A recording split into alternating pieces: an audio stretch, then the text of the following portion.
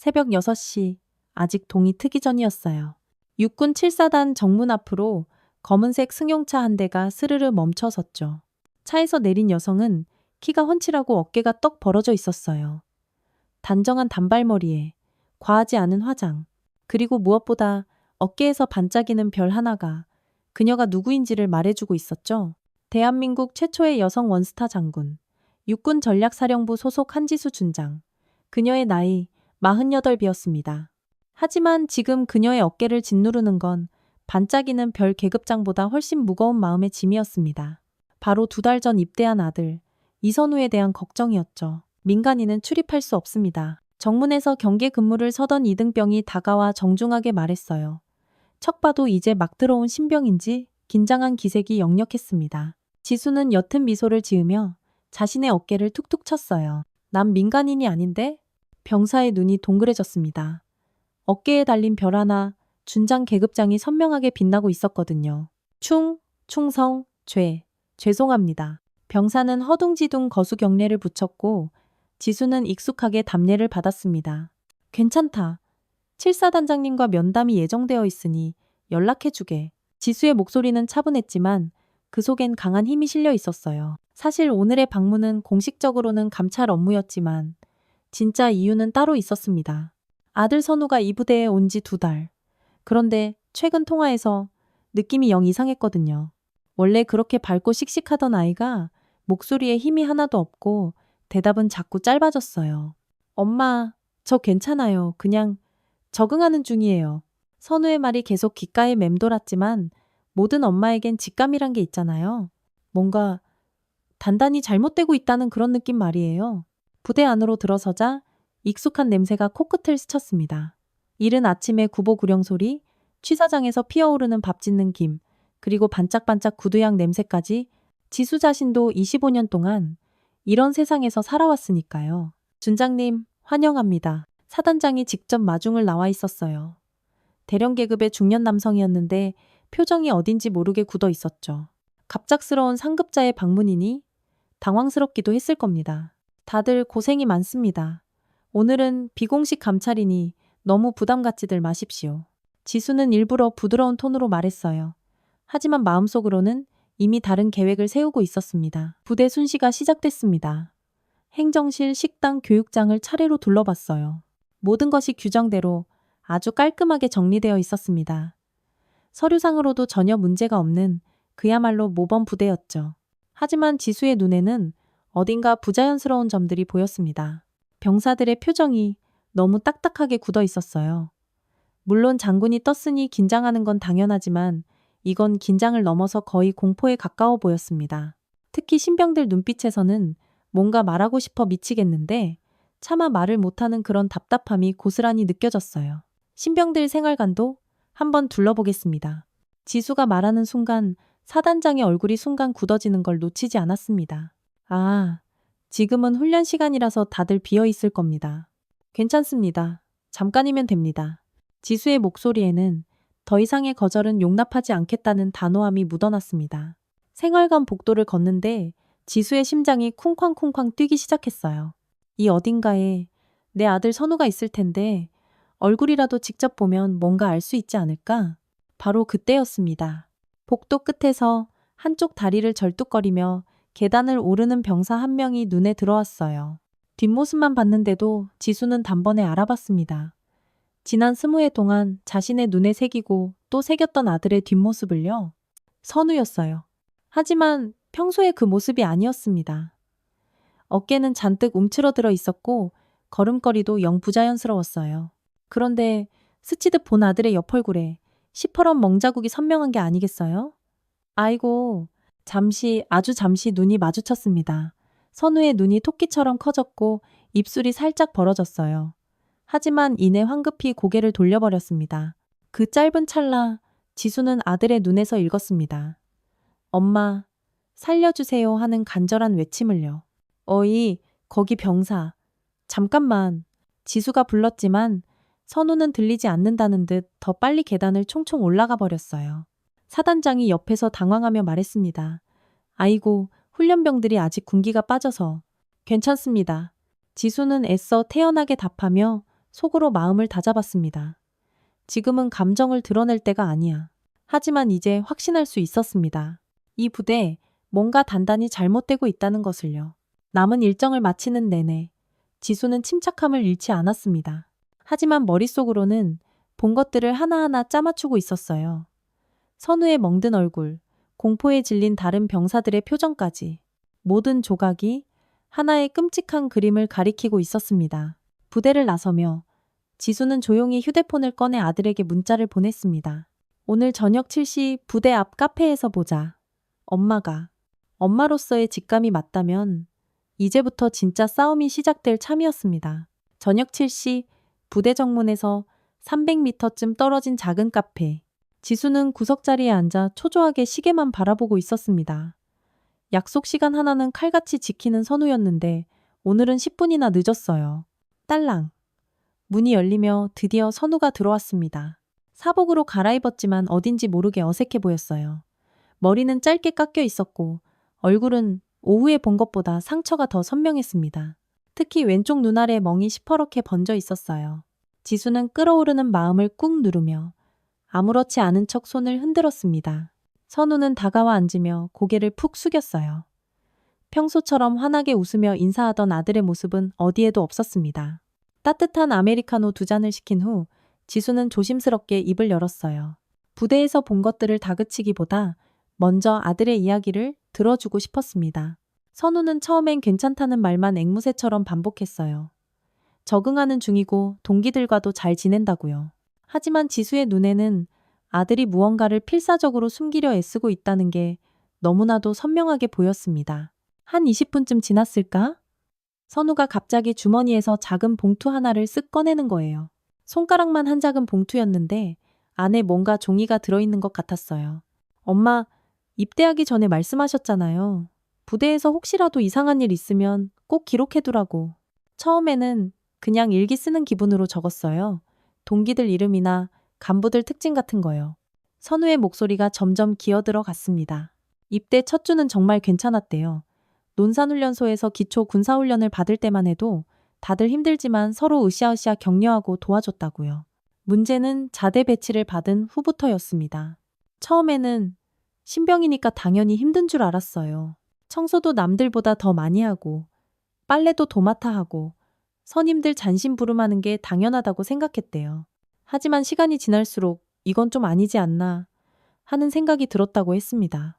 다른 부대로 간 동기들과 휴가 때 얘기해보니 자신들이 당하는 일들이 너무 심하다는 걸 알게 된 거죠.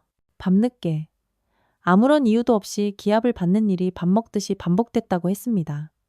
실수를 했을 때도 있었지만 대부분은 그냥 선임 기분이 나쁘다는 이유였어요. 특히 최상사라는 사람이 가장 악질이었다고 했습니다. 선우는 봉투에서 작은 수첩 하나를 꺼냈어요. 손바닥만 한 수첩이었는데 그 안에 빽빽하게 글씨가 적혀 있었습니다. 날짜별로, 시간과 장소, 그리고 어떤 일이 있었는지 아주 자세하게요. 지수는 수첩을 한 장 한 장 넘겨보며 속으로 깜짝 놀랐습니다. 아들이 이렇게까지 체계적으로 기록을 남겨두었을 줄은 몰랐거든요. 하지만 내용을 보니 놀라움을 넘어선 충격이 밀려왔습니다. 구타와 가혹행위가 그냥 일상이었어요. 이건 단순한 군기잡기 수준을 넘어서 명백한 폭력이었습니다. 특히 신병들을 대상으로 한 집단 괴롭힘까지 버젓이 벌어지고 있었습니다. 처음엔 그냥 참고 넘어가려고 했어요. 군대란 원래 다 이런 곳인 줄 알았으니까요. 하지만 동기 중에 박소희라는 친구가 너무 심하게 당하는 걸 보면서 더 이상은 참을 수가 없었다고 했습니다. 소희는 체격이 왜소하고 성격이 내성적이라 유독 더 심한 괴롭힘의 대상이 됐대요. 어떤 날은 새벽까지 얼차려를 받아서 다음날 훈련에 제대로 서 있지도 못할 정도였다고. 선우는 처음엔 혼자서라도 어떻게든 해보려고 했답니다. 간부에게 몰래 알려보려고도 했고 부대 내 소원 수리함에 편지를 넣어보기도 했고요. 하지만 아무것도 바뀌지 않았습니다. 오히려 보복만 더 심해졌을 뿐이었죠. 그때부터 선우 자신도 의심을 받기 시작했대요. 대체 누가 고자질했냐며 범인 색출 분위기가 만들어졌고 자연스럽게 선우도 타겟이 되었다는 겁니다. 지수는 수첩의 마지막 페이지를 펼쳤습니다. 어제 날짜로 적힌 내용. 선우와 소희가 함께 구타를 당했다는 기록이었습니다. 그래서 얼굴에 그런 멍이 들어 있었던 거였어요. 엄마, 저 정말 힘들어요. 처음엔 할 수 있을 줄 알았는데 이제는 너무 무서워요. 소희는 어제 울면서 말했어요. 더는 못 견디겠다고. 선우의 목소리가 가늘게 떨리고 있었습니다. 20살 다 큰 청년이지만 아직은 아이 같은 구석이 많은 아들이 이런 끔찍한 상황을 혼자 감당하려고 했다는 사실에 지수는 가슴이 미어졌습니다. 동시에 피가 거꾸로 솟는 듯한 분노가 치밀어 올랐어요. 하지만 지금은 감정을 앞세울 때가 아니었습니다. 장군으로서 냉정하고 차분하게 구체적인 계획을 세워야 할 때였죠. 지수는 아들의 손을 꼭 잡았습니다. 선우의 손이 얼음장처럼 차가웠어요. 그리고 조용히 하지만 단단한 목소리로 말했습니다. 이제부턴 엄마가 할게. 선우 넌 이미 충분히 용감했어.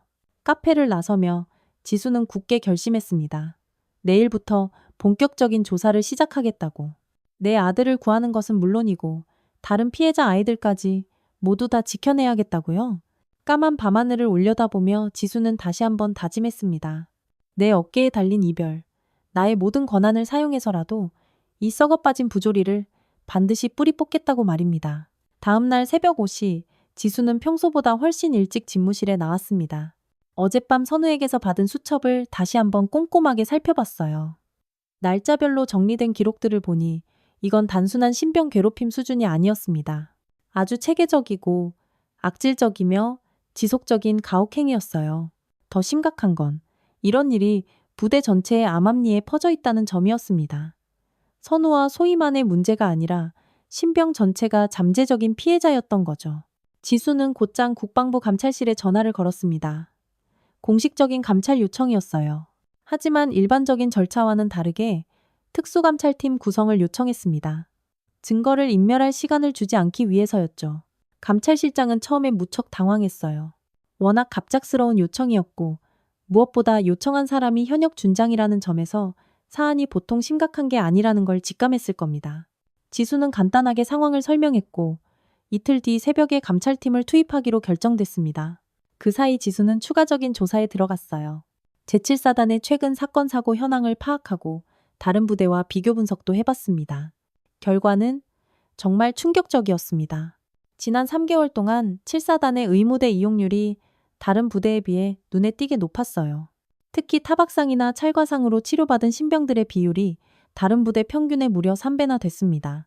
하지만 공식 보고서에는 전부 훈련 중 발생한 사고로 처리되어 있었어요. 기가 막혔죠. 또한 부대 내 상담실 이용 현황도 조회해봤습니다. 최근 들어 신병들의 상담 신청이 급증했지만 대부분 군생활 부적응 스트레스 정도로 분류되어 별다른 조치가 취해지지 않았더라고요. 이틀 후 새벽, 드디어 감찰팀이 제7사단에 닥쳤습니다. 지수도 물론 함께 갔어요. 이번에는 예고 따위 없는 완전한 기습 감찰이었습니다. 증거를 없앨 아주 작은 틈도 주지 않기 위해서였죠. 부대에 도착하자마자 모든 출입문을 통제했습니다. 간부들의 휴대폰도 임시로 모두 수거했고요. 사단장은 어안이 벙벙한 표정이었어요. 불과 며칠 전까지만 해도 아무런 예고가 없었으니까요. 감찰팀은 즉시 조사에 착수했습니다. 생활관 전체를 수색하고 병사들을 한 명씩 불러 개별 면담을 시작했어요. 지수는 직접 신병 생활관으로 향했습니다. 생활관에 들어서자 병사들이 전부 로봇처럼 경직된 표정으로 서 있었어요. 그 중에서 선우와 눈이 마주쳤습니다. 선우는 깜짝 놀란 표정이었지만 이내 안도감이 스쳐 지나가는 걸 지수는 놓치지 않았습니다. 박소희라는 아이도 보였어요. 선우가 말했던 그 친구였죠. 정말로 체격이 작고 왜소했는데 얼굴에는 가시지 않은 상처 자국이 선명했습니다. 특히 입술이 퉁퉁 부어있는 게 최근에도 폭행을 당한 것 같았어요. 가슴이 아팠습니다. 감찰관들이 병사들을 한 명씩 차례차례 개별 면담실로 데려갔습니다. 지수는 전체적인 상황을 지휘하면서 동시에 간부들의 반응을 예리하게 살폈어요. 특히 최상사라는 자의 반응이 유독 수상했습니다. 선우의 수첩에 가장 많이 등장했던 인물이었는데 안절부절못하며 불안해하는 기색이 역력했어요. 자꾸만 시계를 보고 다른 간부들과 슬쩍슬쩍 눈빛을 주고받는 게 딱 걸렸죠. 드디어 첫 번째 면담 결과가 나왔습니다. 신병 중 한 명이 용기를 내어 구체적인 증언을 시작한 거예요. 처음에는 잔뜩 겁을 먹고 조심스러워했지만 감찰관이 신원보호를 철저히 약속하자 조금씩 입을 열기 시작했습니다. 그 병사의 증언은 선우의 기록과 거의 똑같았어요. 아니, 오히려 더 구체적이고 끔찍한 내용들이 쏟아져 나왔습니다. 단순한 구타를 넘어서 정신적인 괴롭힘과 인격 모독까지 그야말로 지옥이 따로 없었던 겁니다. 두 번째, 세 번째 면담에서도 비슷한 증언들이 계속해서 터져 나왔습니다. 이제 이건 더 이상 개별 사건이 아니라는 게 명확해졌어요. 조직적이고 체계적이며 악질적인 가혹행위였습니다. 지수는 회의실에서 중간 브리핑을 받았습니다. 지금까지 나온 증언들만으로도 가해자들은 충분히 형사처벌이 가능한 수준이었어요.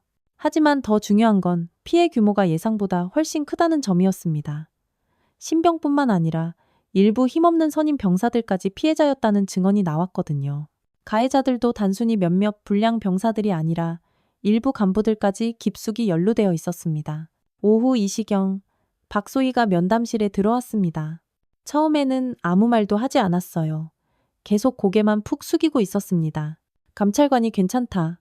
괜찮다. 차근차근 설득하자 조금씩 고개를 들기 시작했어요. 소희의 증언은 그야말로 가장 충격적이었습니다. 다른 병사들보다 훨씬 더 심한 폭행을 당했을 뿐만 아니라 정신적으로도 완전히 무너진 상태였어요. 세상에, 심지어 자해를 시도한 적도 있다고 고백했습니다. 그때 소희가 떨리는 목소리로 말했어요. 이선우 병장이 없었다면 저는 아마 이미 포기했을 거예요. 선우가 계속 옆에서 격려해주고 함께 버텨주지 않았다면 정말로 극단적인 선택을 했을지도 모른다고요. 지수는 그 말을 듣는 순간 가슴이 먹먹해졌습니다. 내 아들이 자기 자신도 죽을 만큼 힘든 상황에서 다른 사람을 지키려고 애썼다는 게 너무나 자랑스러우면서도 동시에 그런 끔찍한 상황에 처하게 만든 현실에 미안해서 눈물이 핑 돌았습니다. 오후 4시 본격적인 증거 수집이 시작됐습니다. 생활관 곳곳에서 폭력의 흔적들이 발견됐어요. 벽에 움푹 팬 구멍, 부러진 개인용품들, 그리고 무엇보다 병사들이 몰래 숨겨둔 상처 사진들이 쏟아져 나왔습니다.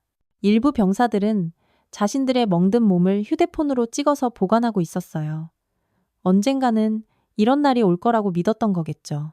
그 사진들은 폭행의 심각성을 보여주는 빼도 박도 못할 결정적인 증거였습니다. 저녁 6시, 첫날 조사가 마무리됐습니다. 확보된 증거와 증언만으로도 주동자들을 당장 구속 기소해도 될 수준이었어요.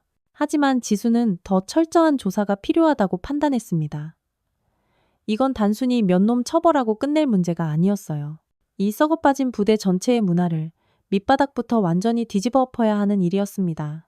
그리고 다시는 이런 끔찍한 일이 벌어지지 않도록 시스템 자체를 뜯어고쳐야 했어요. 밤늦게 숙소로 돌아온 지수는 선우에게 짧은 문자를 보냈습니다. 이제 곧 모든 게 제자리로 돌아갈 거야. 조금만 더 견뎌줘. 하지만 속으로는 알고 있었습니다. 진짜 큰 싸움은 이제부터라는 것을요. 새벽 3시 지수는 저절로 눈이 떠졌습니다. 어젯밤 조사 결과가 꿈에서도 계속 머릿속을 맴돌았어요. 이건 단순한 가혹행위를 넘어서 조직적인 범죄였습니다. 더욱 충격적인 건 일부 간부들이 이런 끔찍한 상황을 뻔히 알면서도 눈 감아주거나 심지어 부추기기까지 했다는 점이었어요. 침대에서 일어나 창밖을 바라봤습니다. 아직 칠흑 같은 어둠이 깔려 있었지만 곧 새벽이 올 거였어요. 지수는 결심했습니다. 오늘이 모든 것을 결정짓는 날이 될 거라고. 사실 어젯밤 국방부 감찰실장과 긴 통화를 했었습니다.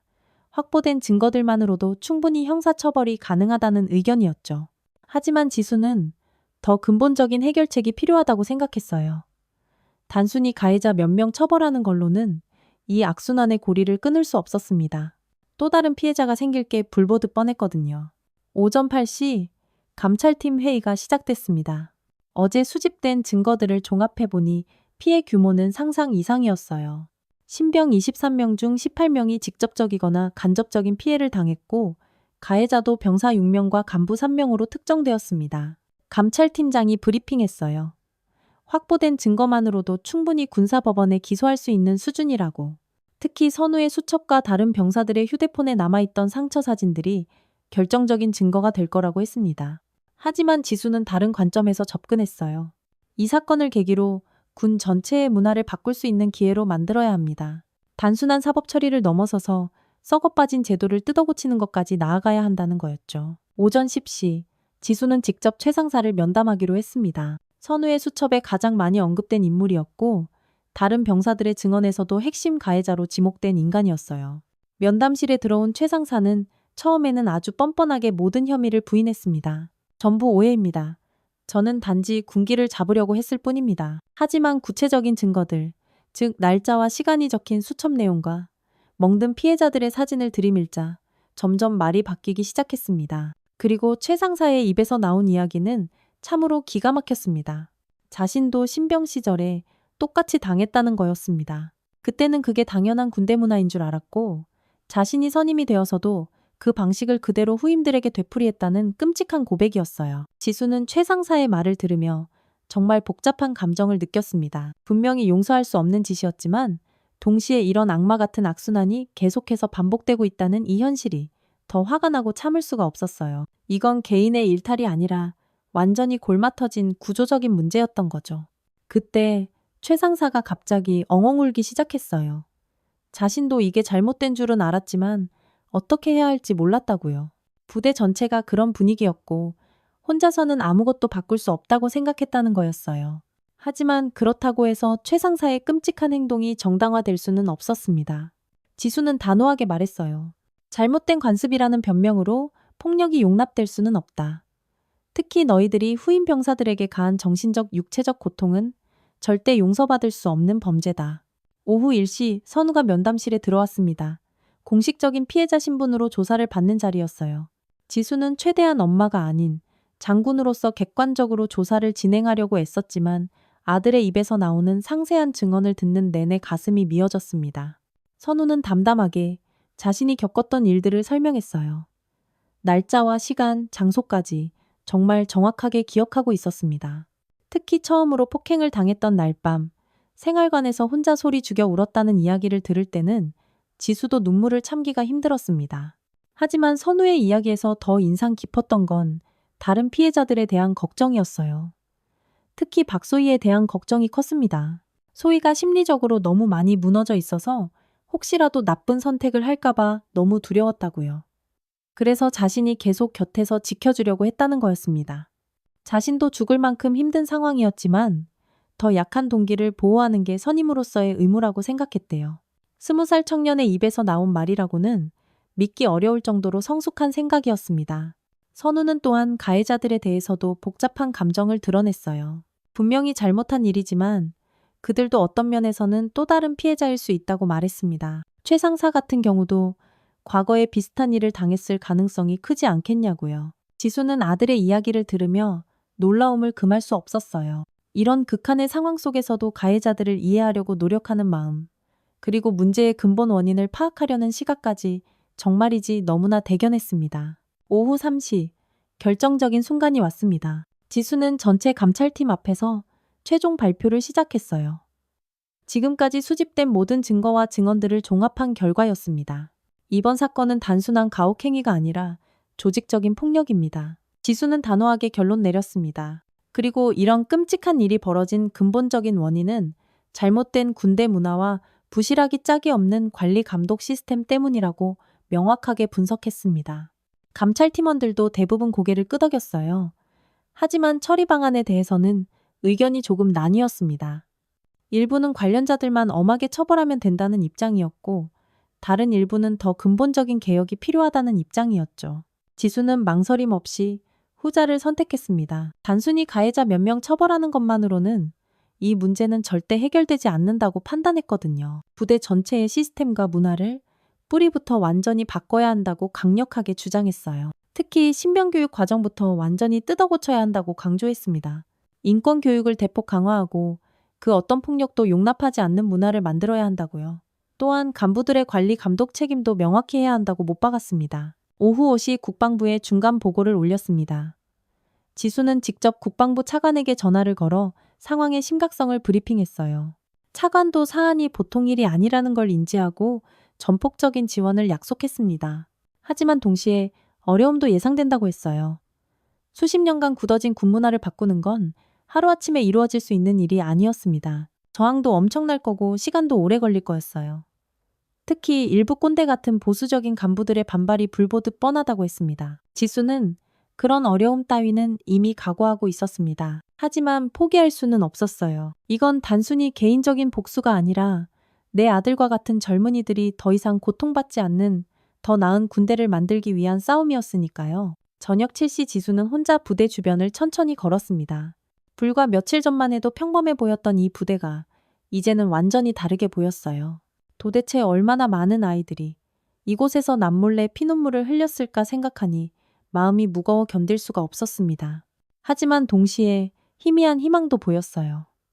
선우처럼 올바른 가치관을 가진 젊은이들이 있다면 분명히 이 썩어빠진 곳을 바꿀 수 있을 거라고 생각했습니다. 그리고 그런 변화를 이끌어내는 것이 바로 자신의 역할이라고 다시 한번 굳게 다짐했어요. 띠링! 휴대폰이 울렸습니다. 선우에게서 온 문자였어요. 엄마 덕분에 동기들 얼굴이 많이 밝아졌어요. 소희도 오늘은 웃는 모습을 봤어요. 정말 고맙습니다. 앞으로 더 좋은 군대를 만들기 위해 저도 노력할게요. 지수는 문자를 보며 저도 모르게 눈물이 흘렀습니다. 아들이 이런 끔찍한 시련을 통해서 이렇게나 훌쩍 성숙해졌다는 게 너무나 대견하면서도 동시에 이런 험한 일을 겪게 한 것에 대한 미안함이 파도처럼 밀려왔습니다. 밤 10시 숙소로 돌아온 지수는 내일의 계획을 세웠습니다. 본격적인 기소 절차에 들어가는 것과 동시에 부대 개혁 방안도 구체적으로 만들어야 했어요. 특히 재발 방지를 위한 시스템을 만드는 것이 가장 중요했습니다. 또한 피해자들에 대한 심리 치료와 보호 조치도 철저히 준비해야 했어요. 단순히 가해자를 처벌하는 것만으로는 아이들의 상처받은 마음이 치유되지 않으니까요. 전문 상담사들과의 협력도 반드시 필요할 거였습니다. 지수는 침대에 누우며 생각했습니다. 내일부터는 정말 피말리는 힘든 싸움이 시작될 거라고. 하지만 절대 포기할 수는 없었습니다. 선우와 소희, 그리고 이름 모를 모든 피해자들을 위해서라도 끝까지 해내야만 했습니다. 창밖으로 별 하나가 유난히 밝게 빛나고 있었습니다. 준장 계급장의 별처럼 아주 밝게요. 지수는 그 별을 보며 다시 한번 다짐했습니다. 내일은 더 용감하게, 더 단호하게 행동하겠다고. 그리고 반드시 정의를 실현하겠다고 말이에요. 새벽 5시 특수감찰팀의 본격적인 수사가 시작됐습니다. 지수는 평소보다 일찍 부대에 도착해서 마지막 점검을 했어요. 오늘이 모든 것을 결정짓는 아주 중요한 날이 될 거였습니다. 국방부에서 파견된 전문 수사관들이 추가로 합류했어요. 군사경찰과 법무관까지 포함된 대규모 팀이었죠. 이제 단순한 감찰을 넘어서 완전한 형사수사 단계로 넘어간 거였어요. 지수는 팀 전체에게 브리핑을 했습니다. 오늘의 목표는 명확했어요. 모든 가해자들을 남김없이 색출하고 동시에 피해자들을 완벽하게 보호하는 것이었습니다. 수사팀은 3개의 조로 나뉘어 일사불란하게 움직였어요. 첫 번째 조는 가해자 조사, 두 번째 조는 피해자 보호, 세 번째 조는 추가 증거 수집을 담당했습니다. 지수는 전체를 총괄하면서 동시에 핵심 인물들을 직접 신문하기로 했어요. 오전 8시, 전체 부대원 집합 명령이 떨어졌습니다. 사단장이 직접 나서서 상황을 공지했어요. 앞으로 며칠간 특별수사가 진행될 것이며 모든 부대원은 수사에 적극적으로 협조해야 한다고 발표했습니다. 동시에 어떤 형태의 보복행위도 절대 용납하지 않겠다고 강력하게 경고했어요. 병사들의 표정은 제각각이었습니다. 일부는 안도하는 표정을 지었지만 다른 일부는 여전히 불안에 떨고 있었어요. 특히 가해자들과 친했던 병사들은 보복을 당할까봐 걱정하는 기색이 역력했습니다. 반대로 피해자들은 처음으로 희미한 희망이 담긴 표정을 지었습니다. 지수는 직접 마이크를 잡았어요. 모든 피해자들은 완벽하게 보호받을 것이며 진실을 말하는 신고자에게는 그 어떤 불이익도 없을 것임을 약속합니다. 지수의 목소리는 낮았지만 연병장 전체에 분명하게 울려 퍼졌습니다. 진실을 말하는 것만이 우리 모두를 위한 길입니다. 특히 가해자들을 향해서는 자수할 기회를 주겠다고 말했어요. 집합이 끝난 후 지수는 선우와 잠깐 눈을 마주쳤습니다. 아들의 눈에는 엄마에 대한 굳건한 믿음과 고마움이 가득했어요. 동시에 이제 정말로 이 지옥이 끝날 수 있다는 안도감도 보였습니다. 지수는 희미한 미소로 답했어요. 다 잘 될 거야. 오전 10시. 본격적인 개별 조사가 시작됐습니다. 이번에는 훨씬 더 체계적이고 전문적으로 진행됐어요. 각 병사마다 충분한 시간을 주고 아주 상세한 진술을 받아냈습니다. 특히 피해자들의 경우에는 심리상담사가 함께 들어가 2차 피해를 철저히 방지했습니다. 첫 번째로 조사받은 병사는 목격자였어요. 직접적인 피해는 당하지 않았지만 다른 동기들이 끔찍하게 당하는 모습을 계속해서 지켜봐 왔다고 증언했습니다. 특히 박소희가 맞는 모습을 보면서 너무 괴로웠습니다. 하지만 저도 똑같이 당할까봐 무서워서 아무 말도 하지 못했습니다. 정말 죄송합니다. 두 번째는 박소희였습니다. 어제보다는 조금 나아 보였지만 여전히 잔뜩 위축된 모습이었어요. 하지만 이번에는 처음부터 적극적으로 증언하기 시작했습니다. 옆에 심리상담사가 함께 있어 주니 좀 더 편안함을 느끼는 것 같았어요. 소희의 증언은 다른 피해자들의 이야기와 퍼즐 조각처럼 정확하게 맞아떨어졌습니다. 특히 가해 방식이나 시간대, 장소 등이 모두 일치했어요. 이제 이건 빼도 박도 못하는 조직적인 범죄라는 게 명확해졌습니다. 특히 충격적이었던 건 소희가 실제로 자해를 시도했다는 증언이었어요.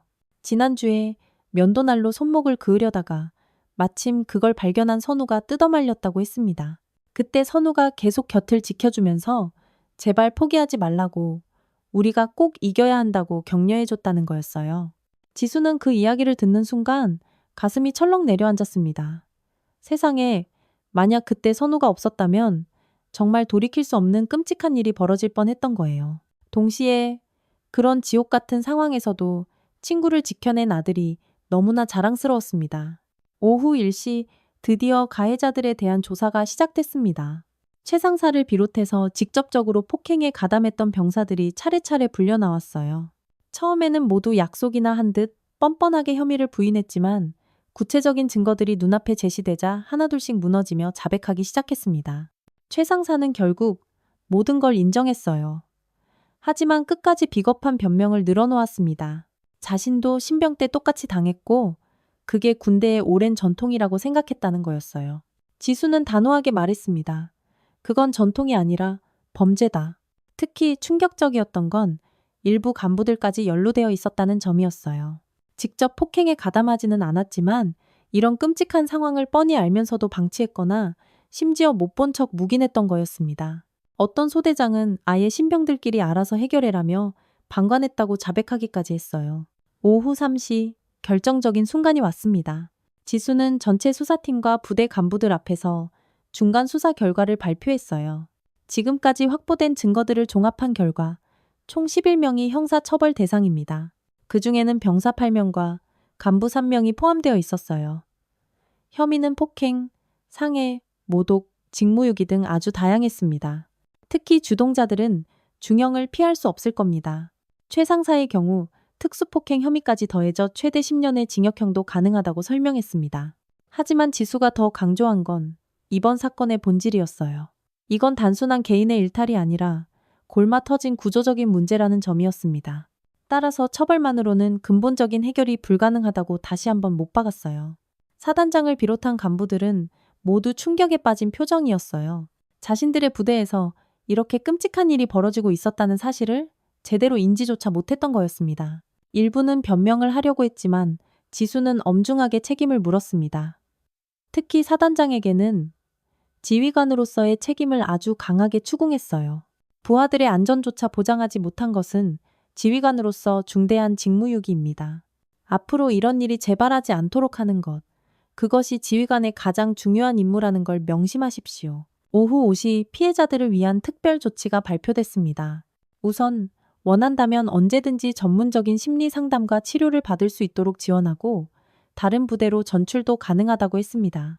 또한 이번 사건으로 인해 그 어떤 불이익도 받지 않을 거라고 국가가 보장했어요. 선우와 소희를 비롯한 피해자들은 그제야 안도의 표정을 지었습니다. 특히 소희는 처음으로 아주 환한 미소를 보였어요. 그동안 얼마나 마음고생이 심했을지 짐작하고도 남았습니다. 다른 피해자들도 마찬가지였어요. 하지만 지수는 여기서 끝내지 않았습니다. 앞으로의 개선 방안에 대해서도 구체적으로 제시했어요. 우선 신병 교육 과정을 완전히 뜯어고치기로 했습니다. 인권 교육을 대폭 강화하고 폭력 예방 프로그램도 의무적으로 도입하기로 했죠. 또한 신고 시스템도 대폭 개선하기로 했습니다. 기존의 형식적인 소원 수리함 대신에 외부 전문 기관과 직접 연결되는 핫라인을 설치하기로 했어요. 익명성도 완벽하게 보장하고 24시간 언제든지 신고할 수 있도록요. 간부들에 대한 교육도 강화하기로 했습니다. 정기적으로 인권교육을 받게 하고 부하 관리에 대한 책임감도 훨씬 높이기로 했어요. 특히 신병들의 적응 상황을 아주 세밀하게 모니터링하는 시스템도 구축하기로 했습니다. 저녁 7시, 지수는 선우와 개인적인 시간을 가졌습니다. 공식적인 조사는 모두 마무리됐지만 엄마와 아들로서 나눠야 할 이야기가 남아 있었거든요. 부대 인근의 조용한 카페에서 마주 앉았어요.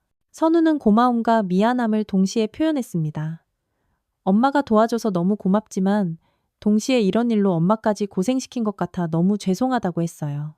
하지만 지수는 오히려 아들이 너무나 자랑스럽다고 말했습니다. 혼자서 이 모든 걸 감당하려고 했던 용기, 다른 친구들을 보호하려고 했던 따뜻한 마음, 그리고 끝까지 포기하지 않았던 강한 의지까지 모든 게 다 대견하다고 했어요. 특히 소희를 지켜준 건 정말 훌륭한 일이었어. 엄마는 네가 정말 자랑스럽다. 선우는 앞으로의 계획에 대해서도 이야기했어요. 이번 일을 계기로 군대를 더 좋은 곳으로 만들고 싶다는 생각이 들었다고요. 저녁 후에는 군 관련 인권단체에서 활동하고 싶다는 꿈도 이야기했습니다. 지수는 아들의 성숙한 모습에 가슴 벅찬 감동을 느꼈습니다. 이런 끔찍한 시련을 통해서 오히려 더 단단하고 깊은 사람으로 성장한 것 같았어요. 동시에 이런 아픈 경험을 긍정적인 에너지로 바꾸려는 의지를 보여서 너무나 대견했습니다. 밤 9시, 지수는 사단장과 마지막 회의를 가졌습니다. 앞으로의 구체적인 개선 방안에 대해 논의했어요. 단순히 가해자들을 처벌하는 것을 넘어서서 부대 전체의 문화를 뿌리부터 바꿔야 한다는데 의견을 모았습니다. 우선 다음 주부터 전 부대원을 대상으로 특별 인권 교육을 실시하기로 했어요. 외부 전문 강사를 초빙해서 아주 제대로 된 교육을 받기로 했습니다. 또한 정기적인 상담 프로그램도 의무적으로 도입하기로 했고요. 무엇보다 간부들의 의식 변화가 가장 중요하다고 다시 한번 강조했습니다. 부하들을 단순한 명령 수행 도구가 아니라 소중한 인격체로 대해야 한다는 점을 분명히 했어요. 그리고 그런 변화가 보이지 않는다면 언제든지 엄중하게 문책할 거라고 경고했습니다. 밤 11시, 모든 공식적인 일정이 마무리됐습니다. 지수는 숙소로 돌아가면서 지난 며칠을 조용히 돌아봤어요. 정말 지옥같이 힘든 시간이었지만 동시에 아주 의미 있는 시간이기도 했습니다. 무엇보다 훌쩍 성장한 아들 선우의 모습을 볼 수 있었으니까요. 하지만 아직 끝난 건 아니었어요. 이제부터가 진짜 시작이었습니다. 새롭게 바뀐 시스템이 현장에서 제대로 작동하는지 끊임없이 지켜봐야 하고 비슷한 일이 다른 부대에서도 벌어지지 않도록 이 변화의 바람을 전국으로 확산시켜야 했어요. 지수는 창밖을 바라보며 굳게 다짐했습니다. 이 일을 계기로 대한민국 군대 전체가 더 건강하고 나은 곳이 되도록 자신의 모든 것을 바쳐 노력하겠다고요. 그것이 선우와 이 땅의 모든 아들들을 위한 진정한 길이라고 생각했어요. 밤하늘의 별들이 유난히 밝게 빛나고 있었습니다. 새벽 6시, 지수는 예상치 못한 전화 한 통에 잠이 깼습니다. 국방부 장관실에서 온 긴급 연락이었어요. 제7사단 사건이 곧 언론에 보도될 예정이라는 소식이었습니다. 누군가 내부 정보를 언론사에 제보한 것 같았어요. 지수는 즉시 부대로 향했습니다. 언론 보도가 터져나가기 전에 어떻게든 상황을 정리해야 했거든요. 특히 피해자들이 언론의 과도한 관심으로 인해 2차 피해를 당하는 일만큼은 무슨 수를 써서라도 막아야 했습니다. 부대에 도착하자마자 사단장이 심각한 표정으로 다가왔습니다. 새벽부터 여러 언론사에서 취재 요청 전화가 빗발치고 있다고 했어요. 설상가상으로 피해자 이선우가 한지수 준장의 아들이라는 사실까지 알려진 상태였습니다. 지수는 당황하지 않았습니다. 오히려 이런 상황을 어느 정도 예상하고 있었거든요. 군 내부의 은밀한 사건이 이렇게나 빨리 외부로 알려졌다는 건 누군가 의도적으로 정보를 흘렸다는 뜻이었어요. 아마 이번 수사로 불이익을 받게 될 누군가의 비열한 반격일 거라고 추측했습니다. 오전 9시 드디어 첫 번째 언론 보도가 터져나왔습니다. 인터넷 뉴스였는데 제목부터가 아주 자극적이었어요. 충격 단독. 준장 아들 군대서 괴롭힘 당하자. 엄마가 직접 나서 보복 수사. 내용도 사실과 다른 부분들이 너무 많았습니다. 특히 문제가 된 건 지수가 마치 개인적인 복수를 위해 직권을 남용한 것처럼 교묘하게 왜곡한 점이었어요. 아들을 위해 부당한 특혜를 베푼 것처럼 묘사되어 있었습니다. 선우가 특별 대우를 받았다는 식의 말도 안 되는 억측까지 포함되어 있었죠. 지수는 즉시 대응에 나섰습니다.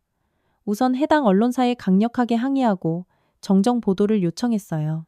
동시에 국방부 대변인실과 협조해서 공식 입장을 발표하기로 했습니다. 왜곡된 사실관계를 명확하게 바로잡아야 했거든요. 하지만 더 큰 문제가 기다리고 있었습니다. 오전 10시경 선우에게서 다급한 전화가 왔습니다. 엄마, 생활관 분위기가 완전히 뒤집혔어요. 언론 보도를 본 일부 병사들이 선우를 따돌리기 시작했다는 거였습니다. 선우를 엄마 백을 쓴 특혜자로 보는 시선이 생겨난 거였죠. 심지어 일부 병사들은 선우 때문에 부대 전체가 시끄러워지고 피해를 보게 됐다고 비난하기까지 했습니다. 어처구니없게도 피해자였던 선우가 오히려 가해자로 몰리는 말도 안 되는 상황이 벌어진 거예요. 지수는 즉시 부대로 달려갔습니다. 생활관 상황을 직접 확인해야 했어요. 도착해보니 정말로 분위기가 살얼음판 같았습니다. 병사들이 서로를 의심하고 미워하는 눈빛으로 바라보고 있었어요. 특히 충격적이었던 건 박소희의 상태였습니다. 어제까지만 해도 밝은 표정을 보였던 소희가 다시 잔뜩 위축되어 있었어요. 일부 병사들이 소희도 선우와 한패가 되어 부대를 망쳤다고 비난했던 겁니다. 지수는 즉시 전체 병사들을 연병장에 집합시켰습니다. 이런 오해는 바로잡지 않으면 더 큰 상처를 낳을 뿐이었습니다. 병사들 앞에 선 지수는 단호한 목소리로 말했습니다. 이번 수사는 개인적인 감정이 아니라 오직 정의를 실현하기 위한 것이었다. 이선우 병장이 내 아들이라는 건 사실이지만 그렇다고 해서 단 하나의 특혜나 특별 대우를 한 적이 없다. 오히려 그 누구보다 더 엄격하고 객관적으로 조사했다. 그리고 이번 사건의 진짜 피해자가 누구인지, 가해자가 누구인지 분명히 알아야 한다고 강조했어요. 지수는 또한 악의적인 언론 보도의 문제점도 날카롭게 지적했습니다. 사실을 왜곡하거나 과장한 부분들이 너무나 많다고 했어요. 그리고 그런 쓰레기 같은 보도 때문에 진짜 피해자들이 또 다른 고통을 받고 있다고 설명했습니다. 오후 1시, 정말 예상치 못한 일이 벌어졌습니다. 다른 부대에서 복무 중인 병사의 어머니 한 분이 지수를 찾아온 거예요. 자신의 아들도 지금 부대에서 비슷한 일을 당하고 있다면서 제발 도와달라고 애원했습니다. 그 어머니는 펑펑 울면서 말했어요. 며칠 전 뉴스를 보고 죽을 힘을 다해 용기를 냈다고요.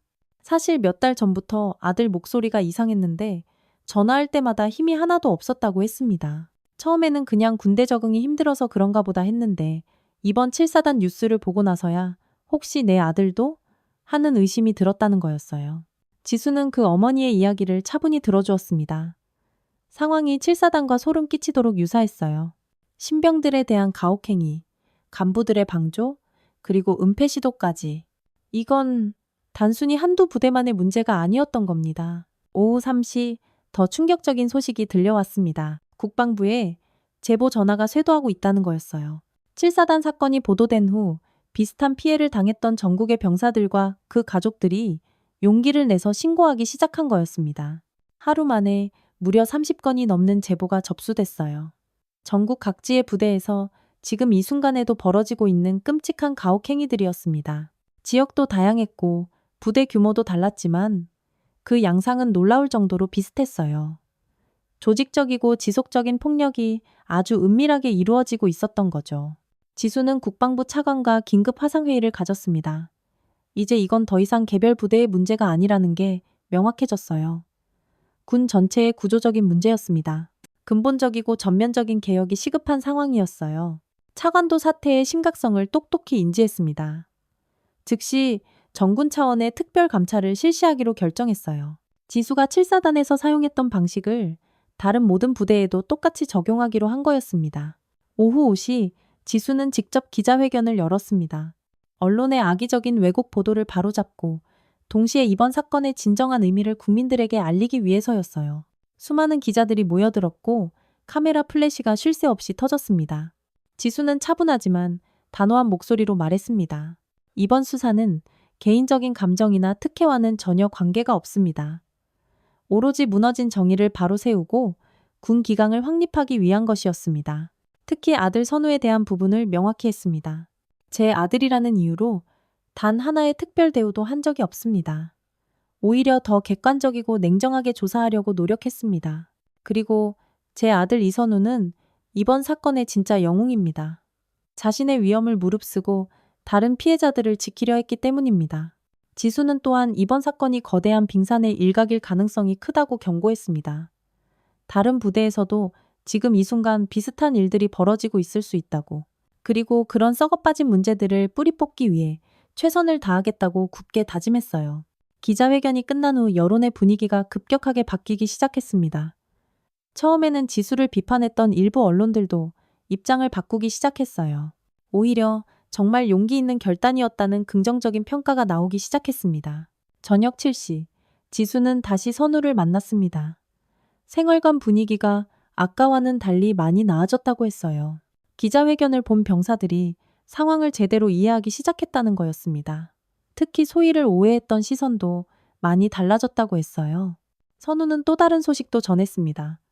오늘 새로 입대한 신병들이 있었는데 그들이 7사단으로 오게 된 이유가 좀 특별했다는 거예요. 다른 부대에서 문제가 생겨서 이곳으로 전출 온 경우들이었다고 했습니다. 지수는 그 이야기를 들으며 문제의 심각성을 다시 한번 뼈저리게 느꼈어요. 이런 끔찍한 일들이 정말로 전국적으로 벌어지고 있다는 뜻이었습니다. 이건 단순히 몇 개 부대의 문제가 아니라 군 전체의 시스템적인 문제였던 거예요. 밤 9시 국방부에서 공식 발표가 있었습니다. 정군 차원의 특별 감찰을 즉시 실시한다는 내용이었어요. 동시에 국내 인권 보호 시스템도 대폭 개편한다고 발표했습니다. 지수의 제안이 그대로 받아들여진 거였어요. 특히 중요한 건 외부 민간 전문가들이 참여하는 상설 모니터링 기구를 설치한다는 점이었습니다. 군 내부의 자정 능력만으로는 한계가 있다는 걸 드디어 인정한 거였습니다. 투명성과 객관성을 확보하기 위한 아주 중요한 조치였어요. 지수는 그 소식을 들으며 깊은 안도의 한숨을 내쉬었습니다. 이제 정말로 진짜 변화가 시작될 수 있을 것 같았어요. 하지만 동시에 더 큰 책임감도 느꼈습니다. 이런 좋은 변화가 서류 위에서만 맴도는 게 아니라 실제로 현장에서 제대로 작동하도록 만드는 것. 그것이 바로 자신의 몫이라고 생각했거든요. 밤 11시, 지수는 길고 길었던 하루를 정리하며 생각에 잠겼습니다. 오늘 하루 동안 정말 폭풍 같은 일들이 벌어졌어요. 언론의 왜곡 보도부터 시작해서 전국적인 제보 사태, 그리고 정부의 전면적인 개혁 발표까지. 하지만 그 모든 것들 중에서 가장 의미 있었던 건 진실이 드디어 퍼져나가기 시작했다는 점이었습니다. 더 이상 어둠 속에 숨겨진 진실이 아니라 모든 사람이 알 수 있는 공개된 사실이 된 거였습니다. 그리고 그 진실이 더 큰 변화의 출발점이 되고 있었어요. 지수는 창밖을 바라보며 다짐했습니다. 이제 시작일 뿐이야. 진짜 변화를 만들어내는 건 이제부터의 몫이었어요. 하지만 오늘 보여준 국민들의 관심과 정부의 의지를 보면서 희망을 느꼈습니다. 분명히 해낼 수 있을 거라고 확신했어요. 한 달이라는 시간이 흘렀습니다. 제7사단은 완전히 다른 부대로 다시 태어나 있었어요. 정군 차원의 특별감찰이 성공적으로 마무리되고 가해자들에 대한 처벌도 모두 확정됐습니다. 최 상사는 군사법원에서 징역 3년을 선고받았고 다른 가해자들도 각각 응당한 처벌을 받았습니다. 하지만 지수가 더 중요하게 생각한 건 처벌 그 자체가 아니라 치유였습니다. 피해자들의 마음에 깊게 새겨진 상처가 아물어야 비로소 진정한 해결이라고 생각했거든요. 그래서 지난 한 달 동안 피해자들을 위한 다양한 치유 프로그램을 운영했어요. 오전 9시 지수는 부대 상담실을 방문했습니다. 이번에 새로 설치된 시설이었어요. 전문 심리 상담사 2명이 항상 상주하면서 병사들의 정신 건강을 세심하게 돌보고 있었습니다. 특히 이번 사건의 피해자들을 집중적으로 관리하고 있었죠. 상담실장인 박 박사가 브리핑을 해주었습니다. 피해자들의 회복 상태가 예상보다 훨씬 빠르다고 했어요. 특히 박소희의 경우 처음에는 심각한 외상 후 스트레스 장애, PTSD 증상을 보였지만 지속적인 상담과 치료를 통해 몰라보게 나아졌다고 했습니다.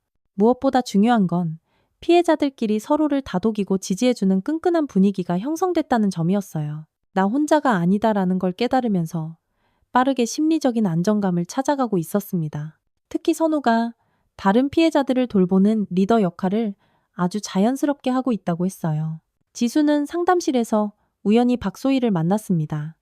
한 달 전과는 정말 완전히 다른 모습이었어요. 얼굴에 생기가 활짝 돌아왔고 눈빛도 아주 맑아졌습니다.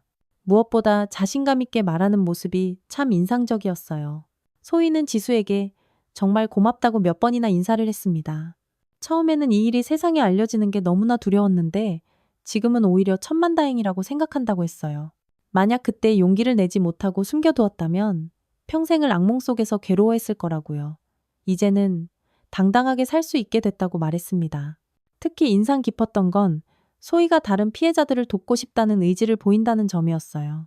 자신과 같은 아픈 경험을 한 사람들의 마음을 그 누구보다 잘 이해하기 때문에 앞으로 상담 프로그램에 적극적으로 참여해서 다른 친구들에게 힘이 되어주고 싶다고 했습니다. 오후 1시 지수는 새로 개편된 신병교육 현장을 둘러봤습니다. 이제 입대 첫 주부터 인권교육이 의무화되었어요. 외부에서 초빙된 전문 강사들이 와서 아주 체계적으로 교육을 하고 있었습니다. 무엇보다 폭력은 그 어떤 이유로도 정당화될 수 없다는 점을 귀에 못이 밝히도록 강조하고 있었어요. 신병들의 반응도 아주 좋았습니다. 과거처럼 뭣도 모르고 맹목적으로 따르는 게 아니라 스스로 생각하고 판단할 수 있는 능력을 기르고 있었어요. 잘못된 명령이나 부당한 지시에 대해서는 당당하게 문제를 제기할 수 있는 분위기가 만들어지고 있었습니다. 교육을 담당하는 강사는 변화의 속도에 정말 놀랍다고 했어요. 보통 이런 조직 문화가 바뀌려면 최소 몇 년은 걸리는데 제7사단은 불과 몇 주 만에 눈에 띄는 긍정적인 변화를 보이고 있다는 거였습니다. 무엇보다 간부들의 의식 변화가 가장 컸다고 평가했어요. 오후 3시 지수는 선우가 속한 소대를 깜짝 방문했습니다. 공식적인 감찰이 아니라 순전히 격려 차원의 개인적인 방문이었어요. 소대원들이 모두 환하고 밝은 표정으로 지수를 맞이했습니다. 한 달 전에 그 살얼음판 같던 분위기와는 180도 다른 모습이었어요. 소대장이 브리핑을 해주었습니다. 요즘 소대 분위기가 정말 좋다고 입이 마르도록 칭찬했어요. 병사들끼리 서로 존중하고 배려하는 문화가 완전히 자리를 잡았다고요. 특히 수직적이고 경직되었던 선후임 관계도 아주 유연하고 수평적으로 바뀌고 있다고 설명했습니다. 무엇보다 놀라운 건 업무 효율성도 크게 향상됐다는 점이었어요. 과거처럼 억압적이고 무서운 분위기에서는 창의성이나 자발성을 기대하기 어려웠는데 이제는 병사들이 너도나도 적극적으로 아이디어를 제시하고 문제 해결에 참여하고 있다고 했습니다. 선우도 정말 많이 변해 있었습니다. 한 달 전에 그 위축되고 불안해하던 모습은 온데간데 없이 사라졌어요. 오히려 다른 병사들의 든든한 멘토 역할을 하고 있었습니다. 특히 새로 들어온 신병들에게는 친형 같은 든든한 존재가 되어 있었어요. 선우는 엄마에게 자신의 구체적인 계획을 이야기했습니다. 전역 후에는 군 인권 분야에서 꼭 일하고 싶다고요. 이번 경험을 통해서 얻은 소중한 교훈을 다른 사람들과 나누고 싶다는 거였습니다. 특히 자신과 같은 피해자들을 실질적으로 도울 수 있는 시스템을 만드는 일에 꼭 참여하고 싶다고 했어요. 지수는 아들의 성숙한 모습에 다시 한번 가슴 벅찬 감동을 느꼈습니다. 그토록 힘들고 아픈 경험을 겪었지만 그것을 원망이나 복수심이 아니라 더 나은 세상을 만드는 건설적인 에너지로 승화시키고 있었거든요. 이런 아들을 둔 것이 정말 자랑스러웠습니다. 오후 5시 소대에서 특별한 행사가 열렸습니다. 피해자들을 위한 치유 프로그램의 일환으로 마련된 아주 작은 발표회였어요. 피해자들이 자신의 아픈 경험과 회복 과정을 다른 사람들 앞에서 솔직하게 나누는 자리였습니다. 박소희가 첫 번째로 나섰습니다. 불과 한 달 전만 해도 사람들 앞에서 말하는 것조차 두려워했던 소희가 이제는 아주 당당하게 자신의 이야기를 풀어냈습니다. 어떻게 상처를 극복했는지, 그리고 앞으로 어떤 새로운 꿈을 꾸게 되었는지 솔직하고 담담하게 털어놓았어요. 특히 인상 깊었던 건 소희가 가해자들에 대해서도 언급한 부분이었어요. 그들을 미워하지 않습니다. 그들도 어쩌면 또 다른 피해자였을 수 있으니까요. 정말 중요한 건 이런 끔찍한 일이 다시는 반복되지 않도록 하는 것이라고 생각합니다. 선우도 발표를 했습니다. 자신이 왜 이 일을 기록하게 되었는지, 그 계기부터 시작해서 엄마에게 도움을 요청하기까지의 그 절박했던 과정을 차근차근 설명했어요. 무엇보다 혼자서는 절대 해결할 수 없는 일도 우리가 함께 힘을 모으면 얼마든지 가능하다는 소중한 교훈을 얻었다고 했습니다. 다른 피해자들도 각자의 이야기를 나누었어요. 모두 비슷하면서도 조금씩 다른 경험들이었습니다. 하지만 한 가지 공통점이 있었어요. 모두가 이 아픈 경험을 통해서 오히려 더 강해졌다는 점이었습니다. 그리고 다른 사람들을 돕고 싶다는 따뜻한 의지를 갖게 됐다는 것이었어요. 저녁 7시 지수는 사단장과 마지막 회의를 가졌습니다. 지난 한 달간의 놀라운 변화를 점검하고 앞으로의 계획을 논의하는 자리였어요. 모든 지표가 긍정적으로 바뀌어 있었습니다. 부대 내 사고 발생률이 현저히 줄어들었고 병사들의 직무 만족도도 크게 향상됐어요. 무엇보다 중요한 건 이런 변화가 결코 일시적인 현상이 아니라는 점이었습니다. 새롭게 도입된 시스템과 문화가 아주 안정적으로 뿌리를 내리고 있었어요. 특히 간부들의 의식 변화가 앞으로도 지속될 것 같다고 사단장이 자신 있게 평가했습니다. 앞으로의 계획에 대해서도 논의했습니다. 이제 제7사단의 성공적인 경험을 다른 부대에도 적극적으로 확산시켜야 했어요. 지수는 전국 순회 교육을 제안했습니다. 직접 전국의 부대들을 다니면서 변화의 필요성을 알리고 구체적인 방법론도 전수하겠다고 했어요. 밤 9시 지수는 부대를 떠나기 전 마지막으로 선우와 조용한 시간을 보냈습니다. 이제 정말로 모든 것이 제자리를 찾았다는 안도감이 들었어요. 아들도 완전히 회복됐고 다른 피해자들도 마찬가지였습니다. 선우는 엄마에게 조심스럽게 고백했습니다. 엄마, 사실 처음에는 군대가 정말 싫었어요. 이런 끔찍한 일만 없었다면 그냥 평범하게 지낼 수 있었을 텐데 하는 원망도 있었어요. 하지만 지금은 오히려 감사해요. 이 경험을 통해서 제가 어떤 사람인지 비로소 알게 됐거든요. 어려운 상황에서도 결코 포기하지 않는 의지, 다른 사람을 도우려는 따뜻한 마음, 그리고 불의에 당당히 맞서는 용기, 그 모든 걸 이곳에서 발견할 수 있었다고 했습니다. 지수는 그런 아들을 말없이 꼭 안아주었습니다. 정말 자랑스럽다, 내 아들. 이제 어떤 어려움이 와도 넌 잘 헤쳐나갈 수 있을 거야. 엄마가 앞으로도 계속 응원할게. 밤 11시 지수는 숙소로 돌아가며 지난 한 달간의 긴 여정을 조용히 돌아봤습니다. 정말 폭풍 같은 일들이 있었지만 결국 모든 것이 좋은 방향으로 해결되었어요. 무엇보다 깊은 상처를 입었던 아이들이 다시 환하게 웃을 수 있게 된 것이 가장 큰 보람이고 기쁨이었습니다. 하지만 이제 더 큰 과제가 남아 있었어요. 이 작은 희망의 불씨를 대한민국 군대 전체로 확산시키는 일이었습니다. 결코 쉽지 않은 길이겠지만 오늘 보았던 그 희망적인 변화들을 생각하면 분명히 해낼 수 있을 거라고 확신했어요. 창밖으로 보이는 별들이 유난히 밝게 빛나고 있었습니다. 마치 새로운 시작을 축복해주는 것처럼요. 석 달 후, 드디어 선우의 저녁일이 다가왔습니다. 제7사단은 이제 완전히 새로운 부대로 거듭나 있었어요. 전국 각지에서 견학을 올 정도로 군 문화 개선의 가장 성공적인 모범 사례가 되었습니다. 지수가 처음 도입했던 여러 시스템들이 성공적으로 정착되면서 다른 부대들의 벤치마킹 1순위 대상이 된 거였죠. 전역을 일주일 앞두고 지수는 마지막으로 부대를 방문했습니다. 이번에는 공식적인 업무가 아니라 순전히 개인적인 시간이었어요. 아들의 군 생활 마지막을 조용히 함께하고 싶었거든요. 부대 정문에서부터 분위기가 완전히 달랐습니다. 경계 근무를 서는 병사들의 표정이 아주 밝고 활기찼어요. 과거처럼 잔뜩 경직되고 무표정한 모습이 아니라 자연스럽고 여유로운 모습이었습니다. 심지어 지수를 알아본 한 병사는 환하게 웃으며 먼저 인사를 건네기도 했어요. 생활관으로 향하는 길에 만난 간부들도 마찬가지였습니다. 모두 자신감 있고 당당한 모습이었어요. 과거처럼 상급자의 눈치를 보거나 형식적으로 대하는 게 아니라 진심으로 반가워하는 기색이 역력했습니다. 선우가 속한 소대에 도착하자 지수는 깜짝 놀랐습니다. 소대원들이 모두 모여서 선우의 전역을 축하하는 조촐한 파티를 준비하고 있었거든요. 과거의 그 억압적인 분위기에서는 정말 상상도 할 수 없었던 일이었어요. 선임, 후임 구분 없이 모두가 하나가 되어 진심으로 즐거워하는 모습이 참 보기 좋았습니다. 박소희도 그 자리에 있었어요. 이제는 정말 완전히 다른 사람이 되어 있었습니다.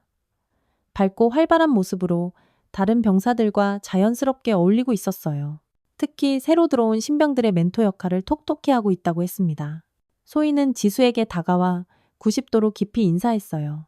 준장님 덕분에 제가 새로운 인생을 살게 됐습니다. 정말 감사합니다. 그리고 저녁 후에는 사회복지사가 되어서 어려운 사람들을 돕고 싶다는 멋진 꿈도 털어놓았습니다. 소대장이 브리핑을 해주었습니다. 요즘 부대 분위기가 정말 최고라고 했어요.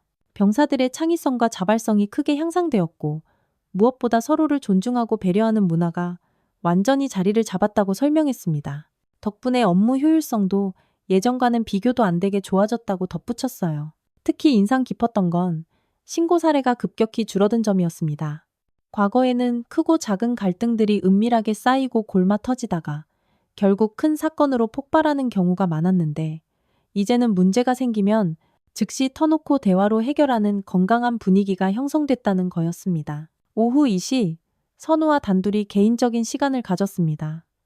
부대 근처의 조용한 카페에서 마주 앉았어요. 석 달 전과는 정말 완전히 다른 모습의 아들이었습니다. 자신감이 넘쳤고 무엇보다 미래에 대한 확실한 비전을 갖고 있었어요. 선우는 전역 후 계획에 대해 자세히 이야기했습니다. 우선 대학교에 복학해서 법학을 전공하기로 했대요. 군 관련 법률 전문가가 되어서 이번과 같은 끔찍한 일들이 다시는 반복되지 않도록 근본적인 시스템을 만들고 싶다는 거였습니다. 또한 피해자 지원 단체에서 자원봉사도 꾸준히 하기로 했다고 했어요. 자신과 같은 아픈 경험을 한 사람들을 도우면서 동시에 폭력 예방 활동에도 적극적으로 참여하고 싶다는 포부를 밝혔습니다. 특히 군 인권 교육 프로그램을 개발하는 데 관심이 아주 많다고 했어요. 지수는 아들의 성숙한 모습에 다시 한번 깊은 감동을 받았습니다. 그토록 힘들고 아픈 경험을 겪었지만 그것을 결코 개인적인 상처로만 받아들이지 않고 더 나은 사회를 위한 긍정적인 의미로 승화시키고 있었거든요. 이런 아들을 둔 것이 정말이지 너무나 자랑스러웠습니다. 선우는 또한 군대에서 배운 소중한 교훈들에 대해서도 이야기했습니다. 무엇보다 혼자서는 절대 할 수 없는 일도 우리가 함께 힘을 모으면 얼마든지 가능하다는 걸 뼈저리게 깨달았다고 했어요. 그리고 불의에 맞서는 용기가 얼마나 중요한지도 배웠다고 했습니다.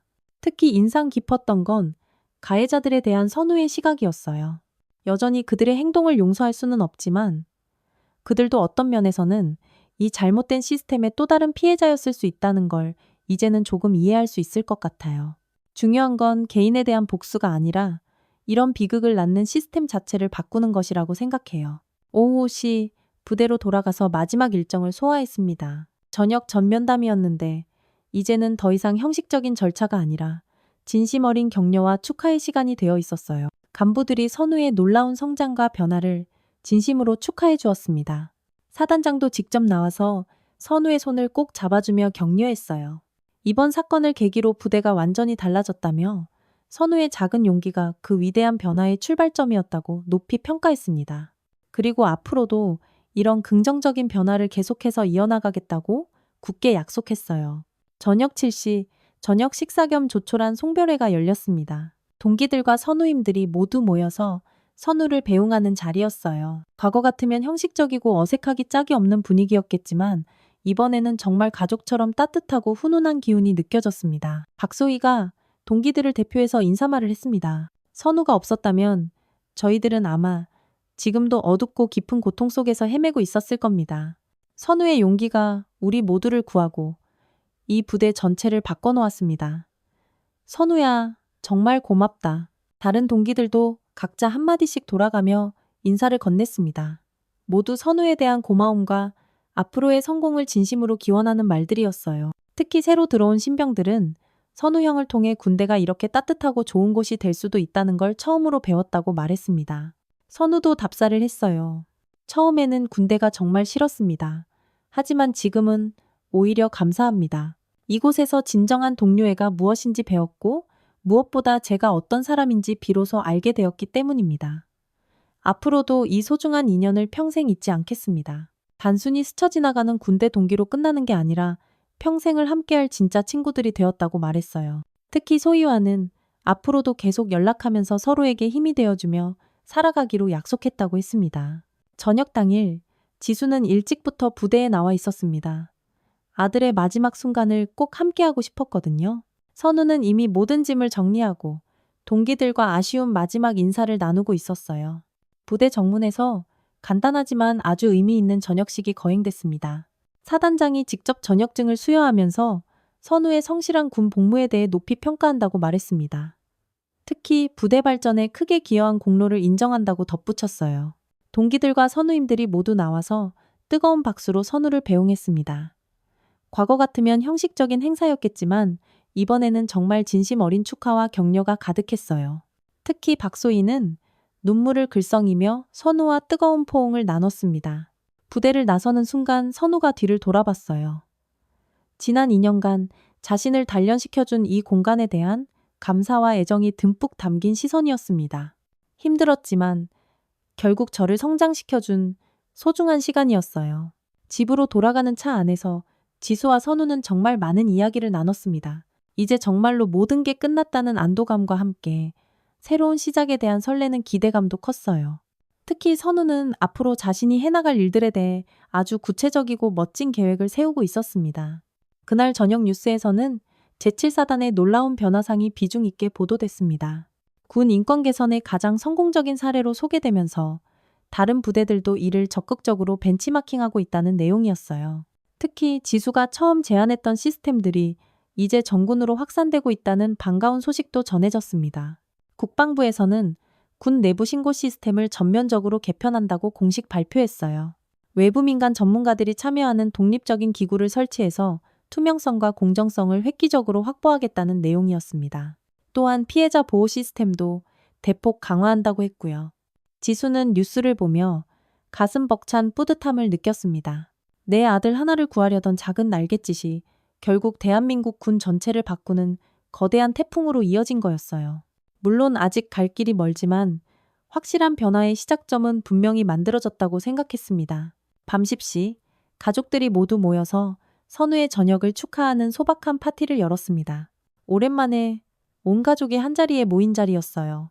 선우는 군대에서 있었던 일들을 차근차근 설명했고 가족들은 그의 한 뼘 더 성장한 모습에 깊은 감동을 받았습니다. 특히 할아버지는 손주인 선우를 보며 정말 자랑스럽다고 몇 번이나 말씀하셨어요. 그토록 어려운 상황에서도 올바른 선택을 했다며 이제야 비로소 진정한 군인이 되었다고 칭찬하셨습니다. 그리고 앞으로의 멋진 꿈도 언제나 응원하겠다고 약속하셨어요. 선우는 가족들에게 진심으로 고마움을 표현했습니다. 특히 엄마에게는 정말 감사하다고 말했어요. 혼자서는 절대 해결할 수 없었던 그 끔찍한 일을 엄마가 도와줘서 이겨낼 수 있었다고요.